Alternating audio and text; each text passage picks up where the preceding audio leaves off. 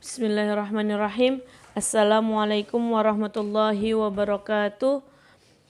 Alhamdulillahirabbil alamin wa bihi nasta'in ala umurid dunya waddin. Wassalatu wassalamu ala asyrafil anbiya'i wal mursalin sayyidina wa maulana Muhammad wa ala alihi wa sahbihi ajmain, amma ba'd.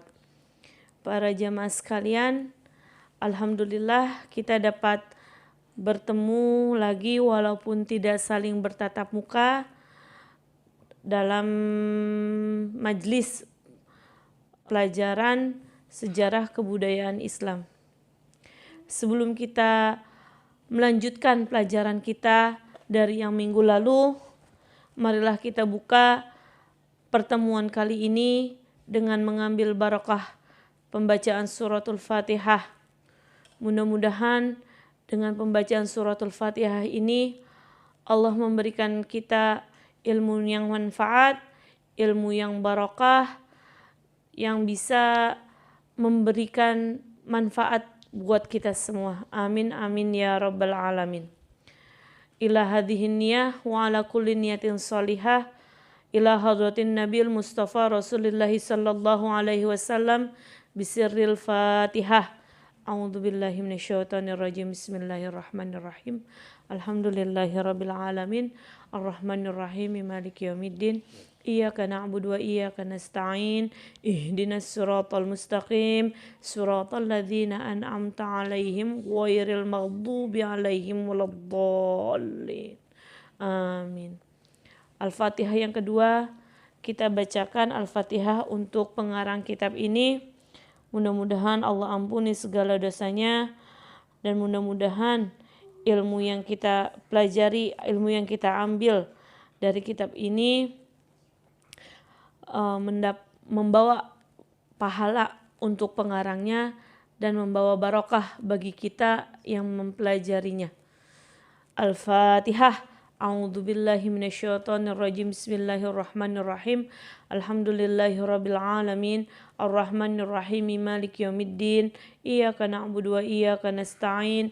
Ihdinas siratal mustaqim. Siratal ladzina an'amta 'alaihim ghairil maghdubi 'alaihim waladdallin.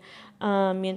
Al-Fatihah yang ketiga untuk almarhum Kiai Haji Saifuddin Amsir dan almarhum Kiai Haji Rizki Zulkarnain. Mudah-mudahan Allah ampuni dosa mereka berdua. Allah terima pahala amal ibadahnya. Allah tambahkan nikmatku dalam kuburnya dan Allah jadikan kubur mereka raudhah min riyadil jannah. Ila hadhihin niyah. Al-Fatihah. A'udzu billahi minasyaitonir. Bismillahirrahmanirrahim. Alhamdulillahirabbil alamin. Arrahmanir rahim. Maliki yaumiddin. Iyyaka na'budu wa iyyaka nasta'in. Ihdinas siratal mustaqim. Siratal ladzina an'amta 'alaihim ghairil maghdubi 'alaihim waladdallin. Amin. Melanjutkan pelajaran kita dari minggu yang kemarin, kita akan membahas pelajaran selanjutnya, yaitu masih mengenai tentang kehidupan dari Rasulullah sallallahu alaihi wasallam. Nasabuhu wa wafatu walidihi. Nasab dari Nabi Muhammad sallallahu alaihi wasallam dan wafat kedua orang tuanya. Nabi Muhammad ini merupakan nabi terakhir, nabi yang sangat mulia, nabi yang terkenal dengan akhlaknya yang sempurna. Waliduhu, siapa orang tua Nabi Muhammad sallallahu alaihi wasallam? Huwa Abdullah, nama ayahnya adalah Abdullah bin Abdul Muttalib bin Abdul Muttalib bin Hashim bin Abdi Manaf bin Qusay bin Kilab bin Kilab. Ya. Sedangkan ibundanya yaitu Aminah binti Wahab bin Abdi Manaf bin Zuhrah bin Kilab. Jadi antara ayah dan ibunya ini bertemu di moyangnya yang kelima, yaitu bin Kilab, ya. Kalau misalnya dari silsilah ayahnya, jadi dalam buku sejarah itu Nah, nasab Nabi Muhammad itu terbagi menjadi 3 klasifikasi. klasifikasi yang pertama itu para sejarawan ini setuju dengan riwayat nasab nenek moyang Nabi Muhammad. Jadi kalau klasifikasi yang pertama ini nasabnya itu dari Nabi Muhammad hingga ke Adnan. Jadi Nabi Muhammad bin Abdullah bin Abdul Muttalib bin Hashim bin Abdi Manaf bin Qusay bin Kilab bin Murrah bin Ka'ab bin Ghalib bin Fihir bin Malik bin Nadar bin Kinanah bin Khuzaimah bin Mudrikah bin Ilyas bin Mudar bin Nizar bin Ma'ad bin Adnan. Jadi ini para ahli sejarah Islam setuju bahwa klasifikasi tadi yang saya sebutkan itu, mereka itu setuju bahwa itu adalah klasifikasi nasab dari Nabi Muhammad SAW. Ya, jadi ada selanjutnya klasifikasi yang kedua. Di sini para ulama atau para ahli sejarah ini masih berbeda pendapat. Jadi mereka lebih ada yang diam saja karena ragu benar atau tidak klasifikasi yang kedua ini, atau ada yang juga menyetujuinya. Jadi kalau yang klasifikasi yang kedua ini itu dari tadi yang terakhir Adnan hingga ke Nabi Musa alaihis salam. Ya, alaihis salam. Sedangkan klasifikasi yang ketiga ini banyak yang menyaksikan apakah benar nasab ini riwayatnya itu benar atau tidak. Soalnya kebanyakan mereka berpendapat bahwa klasifikasinya ini tidak sahih, riwayatnya ini tidak sahih, dan itu adalah dari Nabi Ibrahim alaihissalam sampai kepada Nabi Adam alaihissalam. Nah, ya. Jadi ada 3 klasifikasi. Yang pertama para ahli sejarah setuju, jadi dari Nabi Muhammad hingga Adnan. Yang kedua para ulama masih berbeda pendapat dari Adnan hingga ke Nabi Ibrahim alaihissalam. Sedangkan klasifikasi ketiga hampir karena riwayatnya tidak sahih, jadi masih banyak perdebatan, yaitu dari Nabi Ibrahim alaihissalam hingga Nabi Adam alaihissalam. Nah, kalau misalnya kita membahas mengenai keluarga besar Nabi, ya asyirah ya, al-usrah an-nabawiyah, maka kita tidak akan bisa meninggalkan yang namanya al-usrah al-hashimiyah atau keluarga Bani Hashim, ya. Jadi nenek moyang atau di sini buyut dari Rasulullah Shallallahu Alaihi Wasallam yang bernama Hashim ini merupakan seorang bangsawan Quraisy, ya. Quraisy itu sendiri yang disebut bangsa Quraisy itu sendiri itu yang mana sih? Yang kemarin kan udah dijelasin kalau nggak salah, kalau ada gitu ya di rekaman, itu yang disebut Quraisy ini adalah Fihr, ya. Fihr ini dijuluki sebagai Quraisy, dan suku Quraisy ini dinisbatkan kepada beliau. Nah, Hashim ini adalah seorang bangsawan Quraisy yang sangat dihormati. Jadi dia itu punya peranan dalam tatanan masyarakat Quraisy Mekah sebagai penanggung jawab atas masalah pemberian minuman serta jamuan makanan untuk para rombongan orang yang mau haji atau beribadah ke Mekah, ke Ka'bah yang memang waktu itu berada di Mekah, ya. Sebetulnya nama Hashim ini bukan nama asli. Hashim ini artinya pemecah,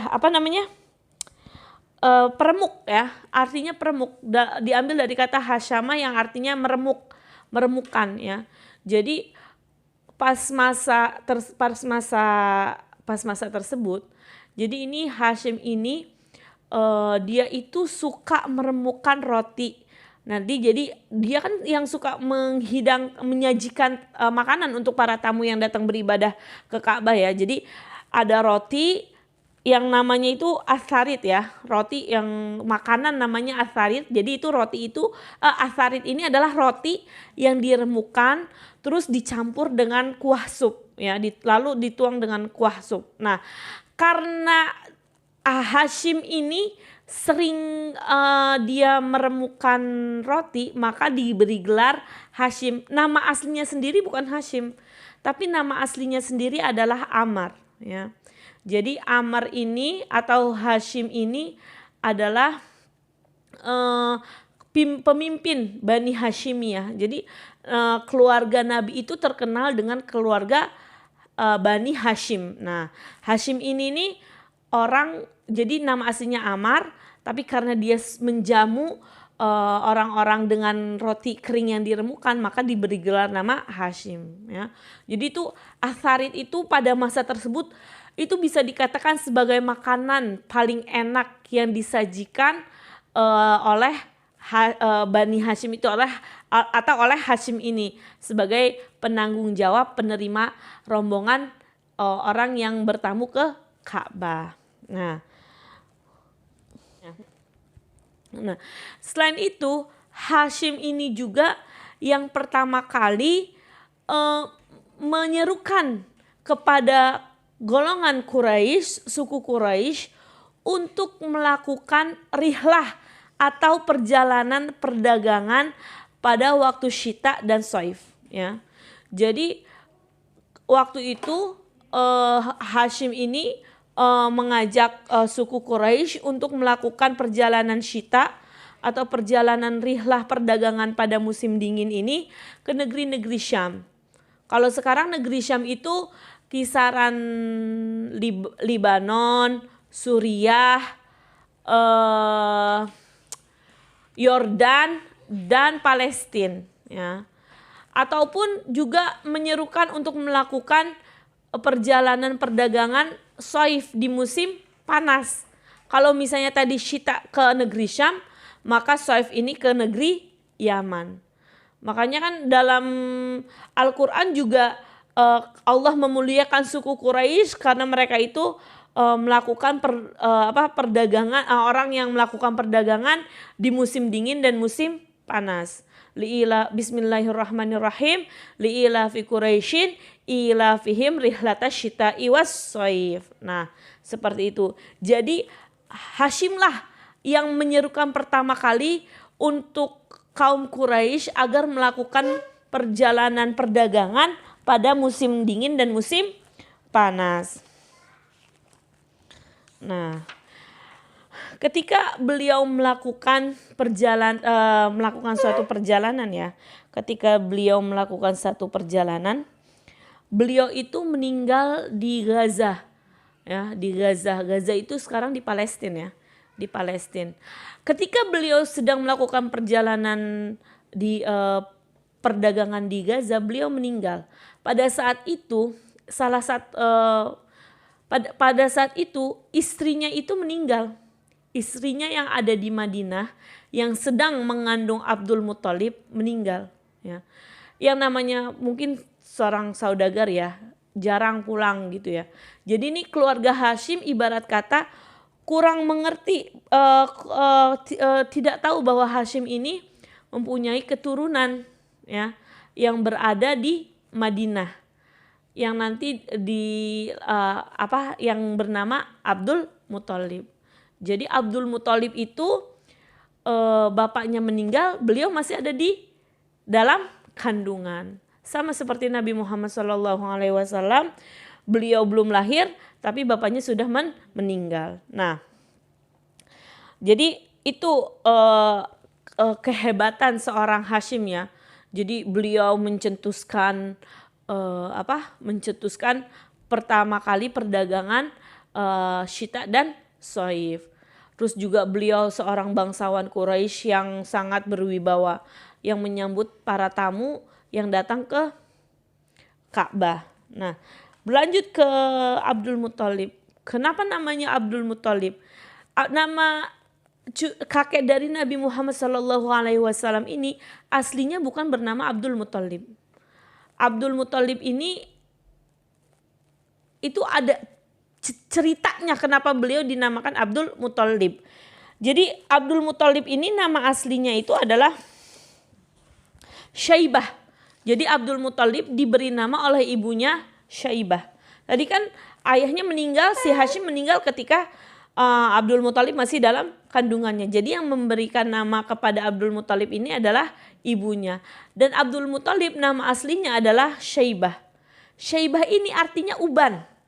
Jadi mungkin ketika beliau lahir itu rambutnya itu ada ubannya sehingga ibunya memberi nama Syaibah. Nah, Syaibah kecil ini tinggal bersama ibunya hingga berumur 7 atau 8 tahun.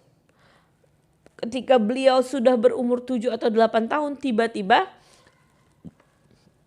saudaranya si Hashim ini ada yang menjemput si Abdul Muthalib ini. Karena baru ketahuan kalau misalnya si Hashim ini punya seorang anak lahir di Madinah yang bernama Syaibah. Akhirnya nih saudaranya Hashim yang bernama Muthalib datang ke Madinah ingin menjemput si Syaibah ini. Udah dinaikin, mau dibawa, tapi si Syaibah nih, si Abdul Muthalib nggak mau, katanya entar dulu, saya belum pamit sama mama saya, izin dulu sama mama saya, masa saya mau dibawa-bawa aja. Nah, akhirnya Muthalib ini izin ke istrinya Hashim ya, ke emaknya Abdul Muthalib. Ya nyonya gitu, ini saya pingin bawa ponakan saya. Dia harus balik ke Mekah. Di sana menunggu ibarat kata tahta ya. Harus pulang untuk menduduki tahta ayahnya yang ditinggalkannya. Kan kita tahu kalau misalnya Hashim ini seorang yang berwibawa, kaya raya, terhormat di Mekah. Jadi kalau kata Muthalib ini Abdul Muthalib pingin dibawa untuk menduduki tahta ayahnya. Emaknya nggak mau nih, emaknya Abdul Muthalib, jangan kasihan, ntar gimana, namanya emak ya. Dirayu-rayu, dipaksa-paksa. Akhirnya setuju. Akhirnya nih Abdul Muthalib dibawa nih sama pamannya ke Mekah. Pas sampai di gerbang Mekah, pas sampai di pintu Mekah, orang Mekah pada bilang, Abdul Muthalib datang, Abdul Muthalib datang. Dikira orang Mekah itu yang datang dengan Muthalib itu adalah budaknya. Sampai akhirnya Muthalib bilang, celakalah kalian, ini bukan budak saya, kan namanya Abdul itu kan artinya hamba. Ya. Ini bukan budak saya, ini anak Hashim, dia adalah keponakan saya. Nah dari situlah sebutan Abdul Muthalib. Jadi nama aslinya adalah Syaibah. Tapi karena orang Mekah menyangkanya waktu ketika dibawa pamannya adalah hamba dari Muthalib, maka dipanggil sebagai Abdul Muthalib sehingga terkenal sampai sekarang dengan julukan Abdul Muthalib. Ya. Nah, ketika Abdul Muthalib memimpin setelah peninggal pamannya, dia memimpin suku Quraisy ya.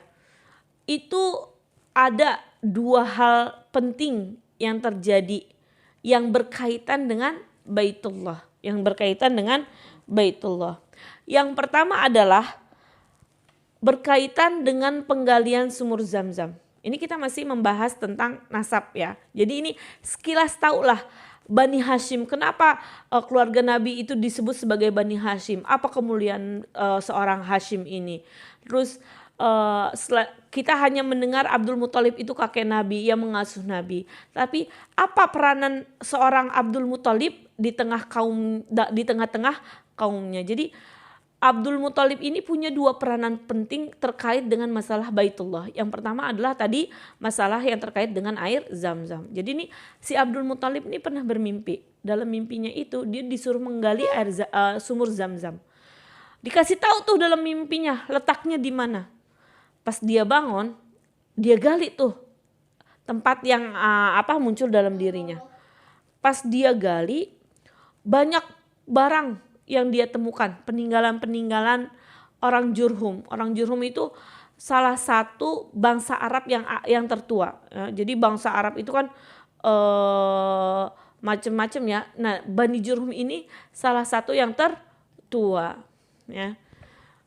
Jadi itu ketika menggali sumur Zam-Zam gitu, itu dia menemukan banyak pedang, perisai, tameng ya, terus dan juga menemukan pelana yang terbuat dari emas.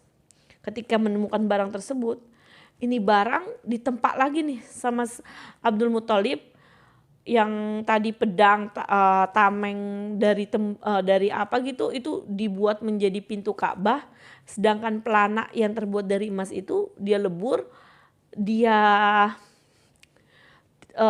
bikin lempengan terus ditaruh di pintu-pintu Ka'bah ini. Ya. Masalah sumur Zam-Zam ini itu ketika sudah terlihat, itu orang-orang Quraisy yang mengetahuinya merasa tidak senang. Mereka merasa keberatan. Dalam pikiran mereka, kok dia doang sih yang menguasai sumur Zam-Zam gitu. Kok bisa sih dia yang nemuin, ibarat kata begitu ya. Ya namanya itu ngiri lah ibarat kata ya gitu. Orang kalau misalnya udah kelihatan baru dah mau ikut. Tapi kalau dari awal-awal, kalau dari capeknya pada nggak mau. Akhirnya mereka mendatangi si Abdul Muthalib ini. Kita mau ikutan dong, kalau bahasa kitanya sekarang begitu ya, kita mau ikutan dong gitu langsung. Nggak bisa, ini adalah sesuatu yang memang khusus diberikan kepada saya. Mereka tidak setuju, nggak bisa begitu. Akhirnya mereka mencapai kesepakatan bahwa ini harus dibawa ke pengadilan. Pengadilan dulu itu dibawa ke dukun perempuan ya untuk mencari penyelesaiannya. Dibawa ke dukun perempuan. Akhirnya mereka mau menyelesaikan masalah ini dengan membawanya ke dukun perempuan yang ada di Syam. Jauh dong dari Mekah ke Syam.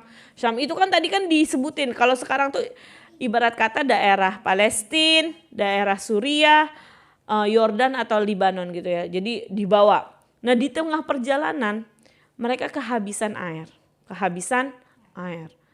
Pas kehabisan air tiba-tiba hujan turun. Tapi hujan turun itu hanya di Abdul Muthalib aja. Wallahu a'lam dah nih ya. Ya, dalam kitab tuh turunnya tuh hanya pada Abdul Muthalib, sedangkan yang lainnya enggak kedapetan. Pas tahu hal ini akhirnya mereka enggak jadi membatalkan atau mereka itu membatalkan perjalanan ke negeri Syam. Dengan turunnya hujan ini dan yang dapat minum hanya Abdul Muthalib, mereka berpikir, oh memang ini khusus untuk Abdul Muthalib. Ini keputusan Allah, ini petunjuk Allah bahwa penggalian sumur Zam-Zam ini memang harus dilakukan oleh Abdul Muthalib. Akhirnya mereka bersepakat akan hal itu dan mereka pulang lagi ke Mekah, tidak jadi melanjutkan perjalanan ke Syam.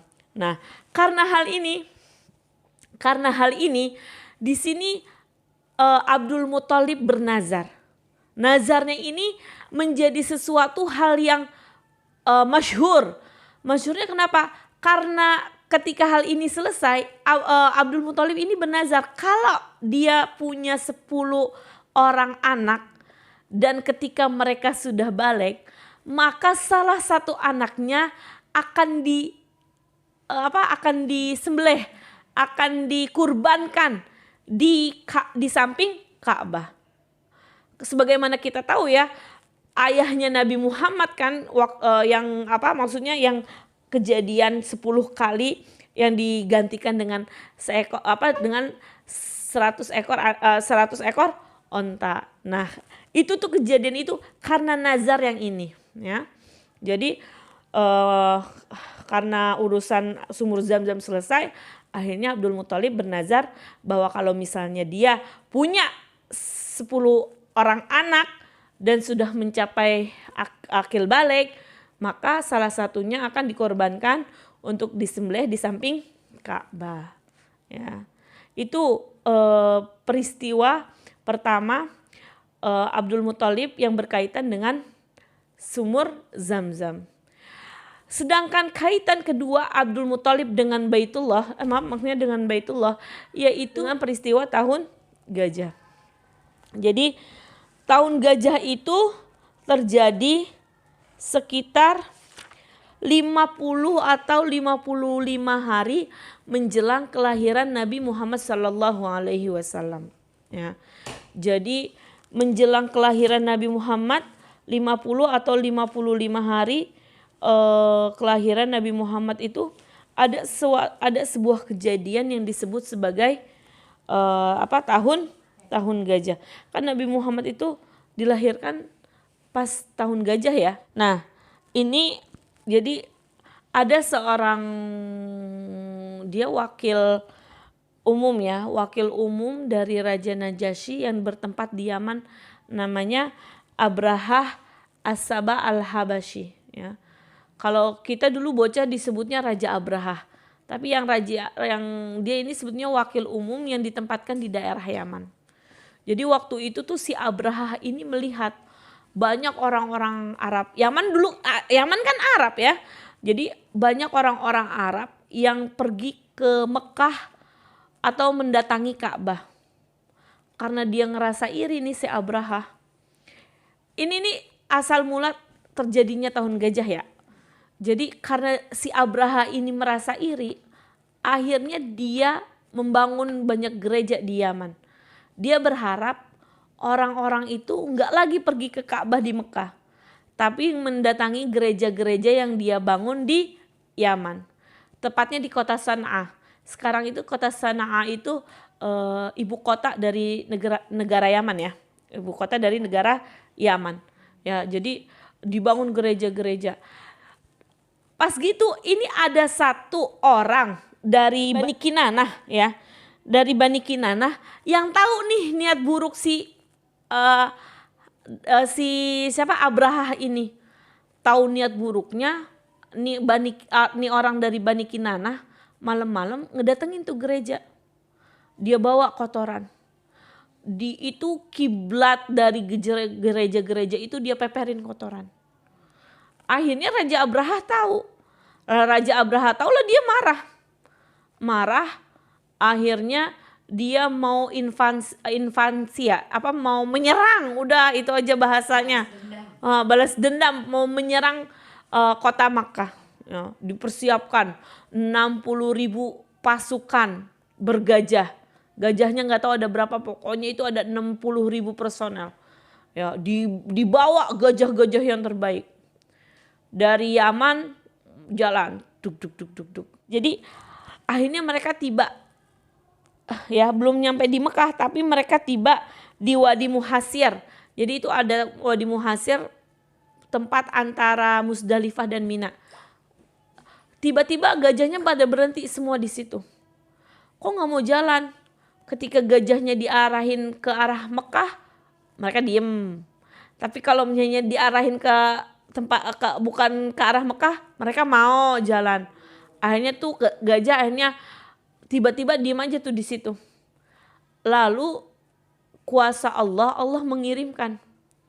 Kan kalau misalnya dalam Al-Quran kan ada tuh surat Al-Fil ya. Ini nih yang mengingatkan tentang Abrahah atau invasi Abrahah ke kota Mekah.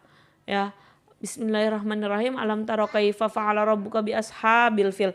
Alam yaj'al kaidahum fi tadlil wa arsala 'alaihim tayran ababil tarmihim bihijaratin min sijil faja'alahum kasfim ma'kul. Jadi Allah kirim bala bantuan ya, berupa burung-burung kecil semisal burung layang sama burung jalak ya. Jadi kan kalau misalnya burung itu kan bawa itu, jadi Allah mengirim burung itu bawa batunya itu terbuat dari tanah yang panas, tanah yang berapi gitu. Pokoknya itu dibawa di paruhnya satu, di kanan apa sih namanya sih? Cakar ya, cakar yang kanan satu, cakar yang kiri satu. Itu kalau misalnya kena batu itu langsung hancur berkeping-keping. Ya. Ada yang kena, tapi ada juga yang nggak kena. Mereka berlari-larian. Mereka bermaksud menghindari terkena dari batu ini, tapi ketika mereka namanya semuanya pingin menghindar, saling bertubrukan gitu ya. Jadi ada yang kena terus hancur, ada yang juga binasa, mati karena berdesak-desakan dengan orang yang mau kabur itu juga. Sedangkan si Abraha ini sendiri itu Allah berikan penyakit, dia pulang akhirnya karena kalah, akhirnya dia pulang. Allah berikan penyakit, yaitu penyakitnya itu penyakitnya itu jarinya itu bisa putus sendiri ya. Saya nggak tahu apa nama penyakitnya, apa lepra atau apa gitu. Jadi pada protol sendiri ya. Jadi sebelum nyampe ke Yaman itu si Abraha ini sudah hilang nyawanya ya.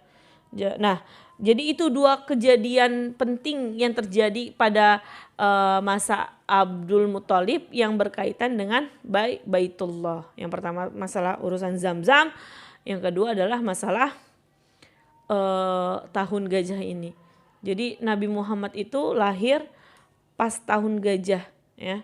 Jadi ini terjadi 50 sampai 55 hari menjelang kejadian Nabi, itu berarti penghujung bulan Februari atau awal bulan Maret tahun 571 Masehi. Nah, kalau misalnya kita perhatikan ya, yang namanya Ka'bah itu terletak waktu itu di lingkungan orang musyrik ya, di lingkungan orang musyrik.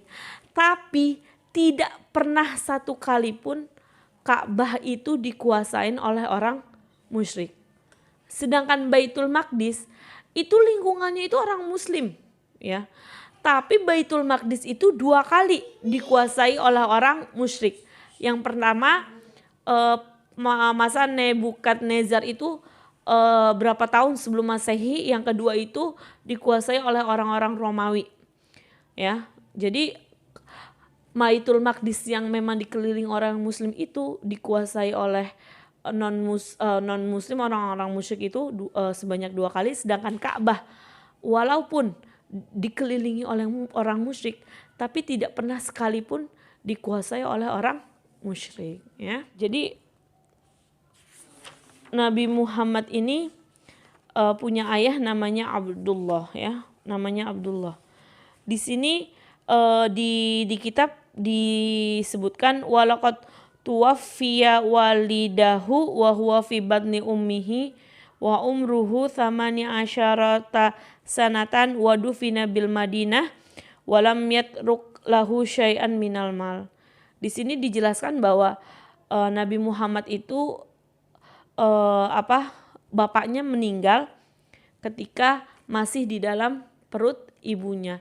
Sedangkan ayahnya itu meninggal ketika berumur 18 tahun. Tapi dalam buku yang lain disebutkan bahwa ayahnya itu meninggal ketika berumur 25 tahun.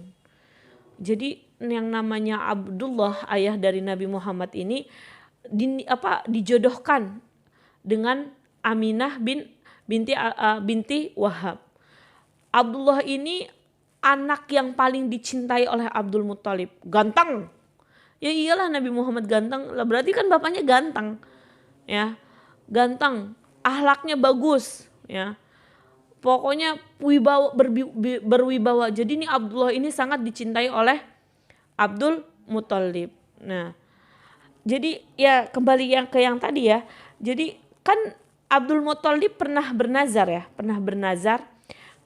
yang terkait masalah sumur Zam-Zam itu, kalau dia udah punya anak 10 dan sudah akil balik, maka dia akan mengorbankan 1 anaknya. Akhirnya yang memang seharusnya dikurbankan itu adalah memang Abdullah, ya, Abdullah. Tapi dia bingung nih, ngomong ini bagaimana ya? Ya udah dah, diundi aja ayah. Kalau kata kita bilangnya begini gitu ya. Yang kan juga saudara-saudaranya ngerti lah. Itu paling ganteng itu Abdullah. Jadinya diajak ngomong, ya udah diundi siapa yang namanya keluar.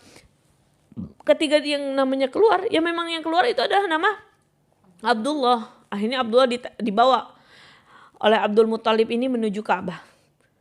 Sebelum nyampe Ka'bah, itu dia dicegat oleh saudara-saudara, oleh paman-pamannya Abdullah ini dari pihak ibunya dan Abu Thalib. Katanya jangan Abdul Muthalib, lah jangan dia gitu lah, kesian banget.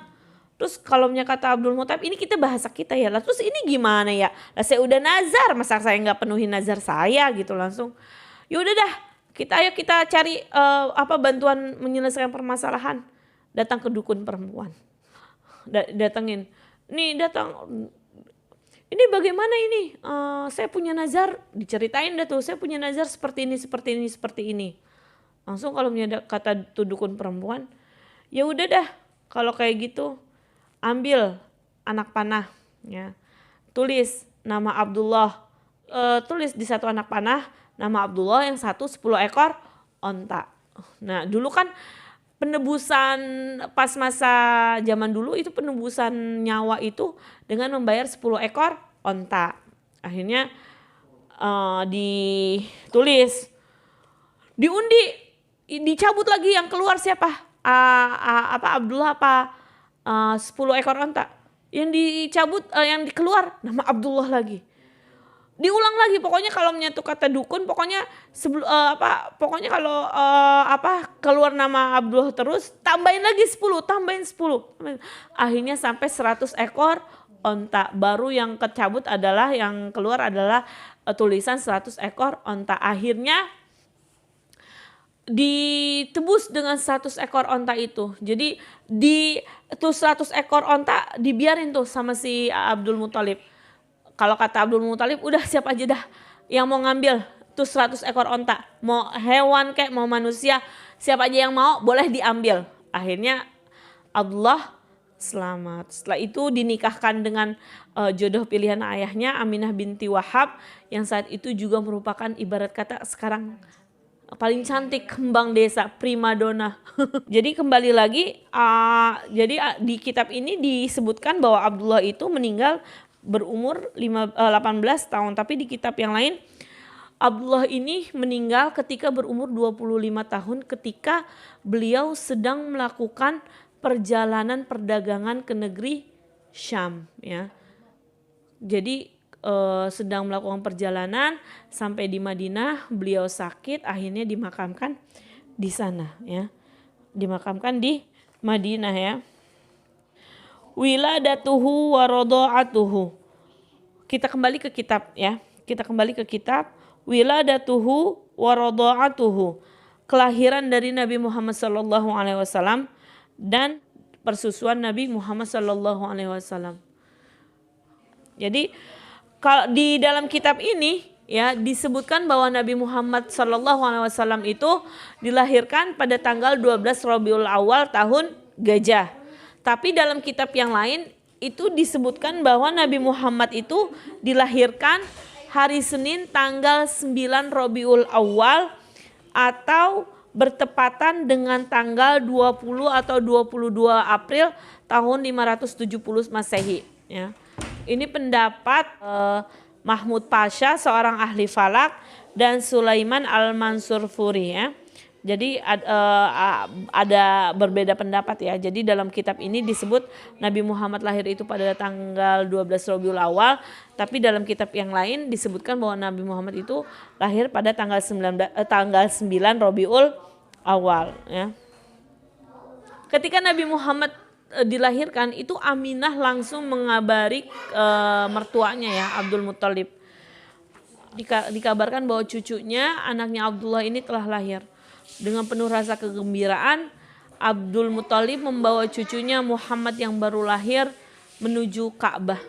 Masuk ke dalam Ka'bah, didoain, mengucapkan rasa syukur kepada Allah Subhanahu wa taala, lalu dinamakan dengan nama Muhammad.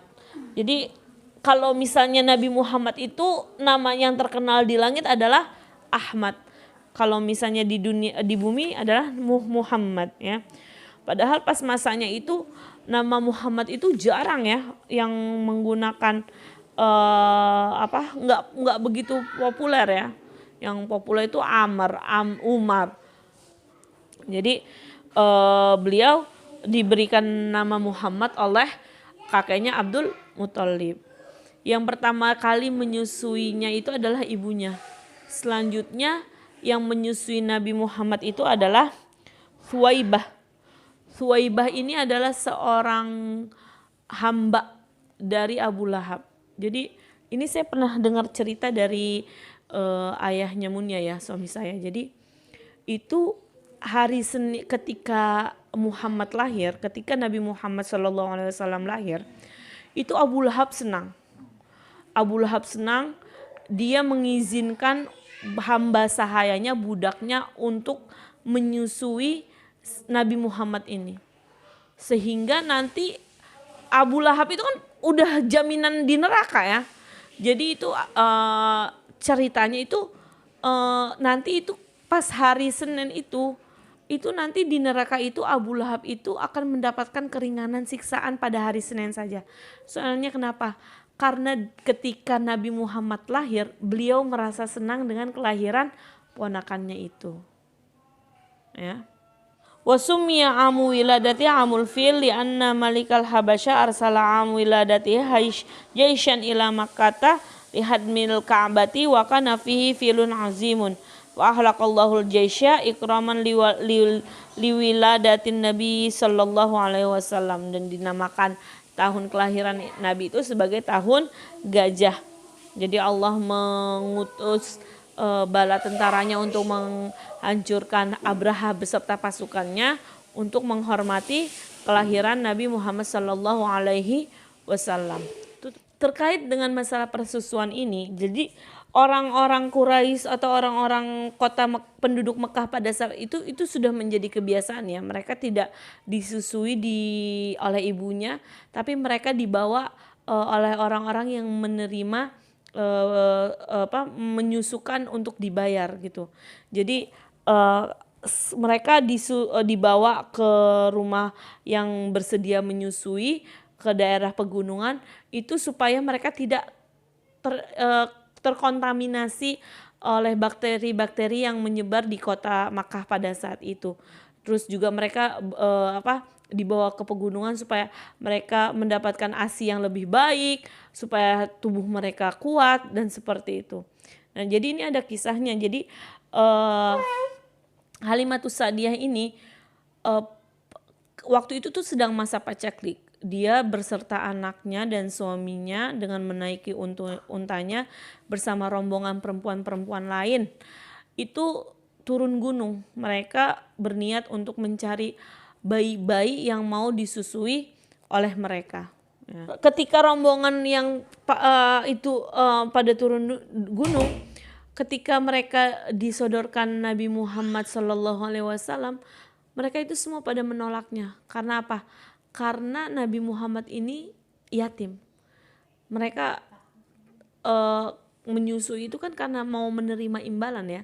Sedangkan Nabi Muhammad ini kan anak yatim yang kekayaannya pun tidak seberapa gitu. Jadi mereka nggak ada yang mau nerima gitu ya. Akhirnya sampai semuanya sudah dapat kecuali Halimatus Sa'diyah ini. Karena Halimatus Sa'diyah ini belum dapat juga, dan dia tidak mau pulang dengan tangan kosong karena malu dengan teman-temannya yang sudah membawa anak susuan masing-masing. Akhirnya biar tidak malu, dia mau menerima Nabi Muhammad sallallahu alaihi wasallam untuk disusui oleh dirinya. Ketika dibawa, itu yang tadi dia air susunya kering, sekalinya ketika dia menggendong Nabi Muhammad sallallahu alaihi wasallam, itu tiba-tiba airnya itu langsung banyak. Yang tadinya anaknya pun gak bisa netek, itu anak yang di bawah Halimatus Sa'diyah itu pun langsung bisa ikutan netek. Yang tadinya anaknya nangis saja, gak diem-diemnya, itu setelah itu tidur dengan tenang. Yang tadinya unta tua miliknya tidak mengeluarkan air, itu suaminya dan Halimatus Sa'diyah ini bisa minum sampai kenyang dari susu onta yang dimilikinya. Sampai rombongannya itu merasa terheran-heran. Kok bisa ya? Kok bisa ya? Akhirnya sampailah di rumahnya. Yang tadi kan seperti saya sebutkan, keadaan itu saat itu tuh sedang masa paceklik ya. Sedang masa paceklik. Tapi yang menjadi keheranan tetangga-tetangganya Halimatus Sa'diyah, kenapa walaupun masa paceklik tapi ini onta tetap banyak air susunya. Ngerumputnya di mana? Akhirnya kalau kata tetangga-tetangganya pas nih hewan lagi dibawa ke buat makan rumput apa namanya? Diangonin gitu. Digembalain. Itu disuruh ngikut, harus cari tahu bagaimana cara menggembalakan ontanya nih si Halimatus Sa'diyah. Pada ngikutin, walaupun tetap ngikutin, tetap nggak bisa seperti itu. Itulah akhirnya Halimatus Sa'diyah sadar bahwa ini adalah keberkahan dari anak yang disusuinya.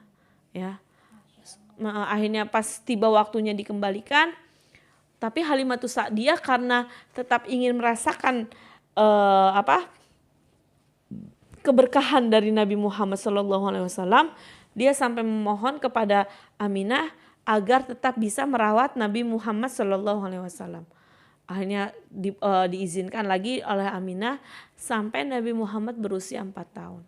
Jadi ada satu kejadian yang akhirnya Nabi Muhammad ini dipulangkan oleh Halimatus Sa'diyah kepada penjagaan ibunya, yaitu pembelahan dada Nabi Muhammad SAW. Jadi ketika Nabi Muhammad sudah berusia 4 tahun gitu, dia berusia antara 4 atau 5 tahun, dia sedang bermain bersama anak-anaknya Halimatus Sa'diyah dan teman-teman yang lainnya. Tiba-tiba datang seorang laki-laki yang bersinar gitu, dibawanya Nabi Muhammad SAW, ditidurkannya, terus dibelah dadanya.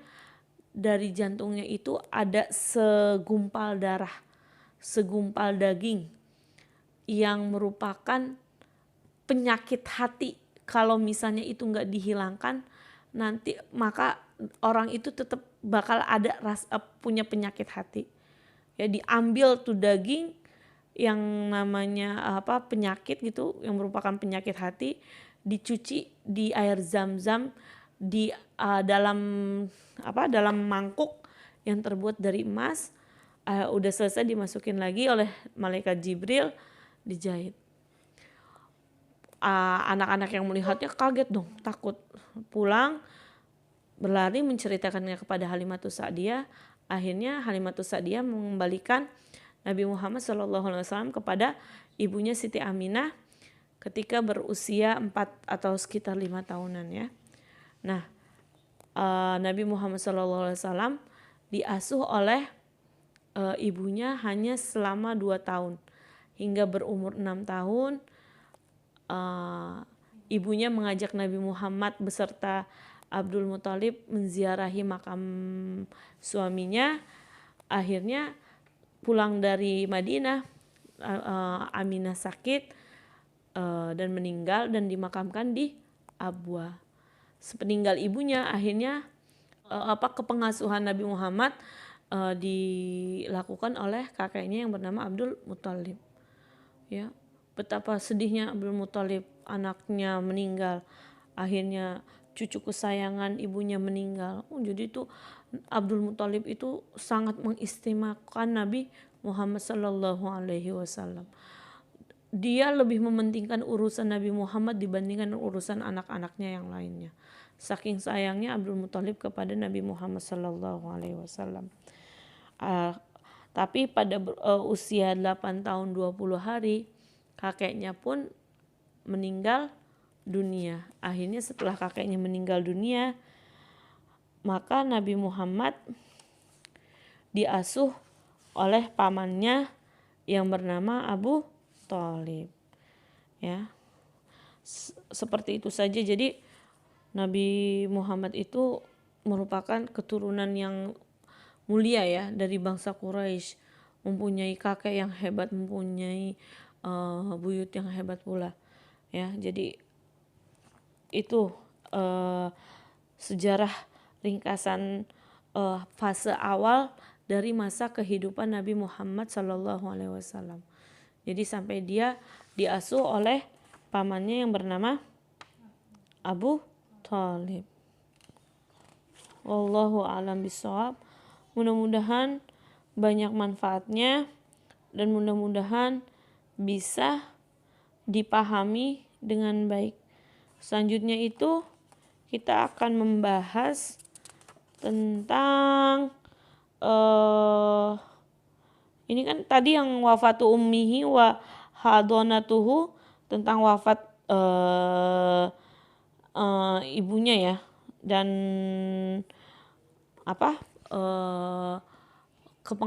kepengasuhan selanjutnya sampai tadi wafat kakeknya ya. Besok kita akan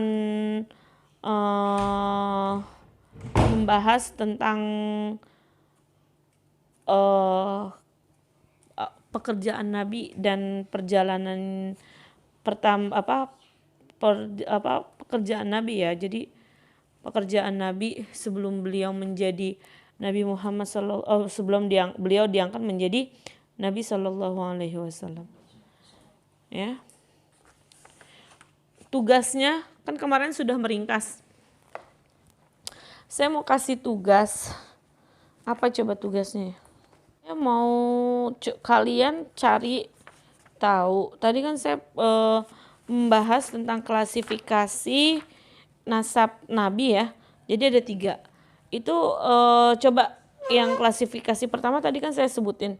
Coba kalian cari klasifikasi kedua, urutan nasab Nabi, dan klasifikasi ketiga. Kalian boleh tulis, boleh ketik, boleh cari di mana, itu kan gampang. Soalnya kan udah ngeringkas. Jadi saya minta kalian jamaah gitu itu mencari klasifikasi nasab kedua dan ketiga dari Nabi Muhammad SAW. Boleh ditulis, boleh diketik, boleh ditulis atau boleh diketik, ataupun diketik via WA, ataupun di foto via tulisan, terserah gitu yang kalian ngerasa kalian nyaman gitu. Yang penting jangan kalian foto dari sumbernya ya, atau kalian screenshot gitu, saya nggak mau ya. Semoga banyak manfaatnya. Kita tutup dengan doa kafaratul majlis. Subhanakallahumma wa bihamdika asyhadu an la ilaha illa anta astaghfiruka wa atubu ilaik. Subhanakallahumma wa bihamdika asyhadu an la ilaha illa anta astaghfiruka wa atubu ilaik. Subhanakallahumma wa bihamdika asyhadu an la ilaha illa anta astaghfiruka wa atubu ilaik. Sekian saja dari saya. Wassalamualaikum warahmatullahi wabarakatuh.